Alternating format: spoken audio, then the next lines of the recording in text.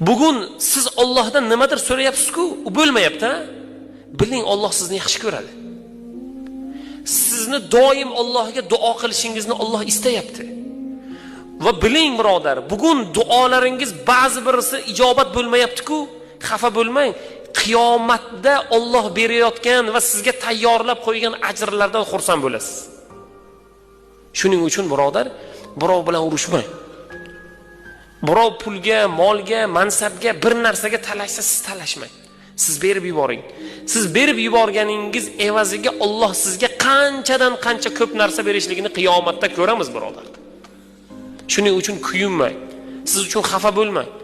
Ba'zi bir narsadan bugun qiyinchiligingiz yoki pulingizda, yoki badaningizda, yoki qalbingizda, yoki bir ishingizda bir muammo va u muammo bugun hal bo'lmayotgan bo'lsa, siz xafa bo'lmang. Xursand bo'ling.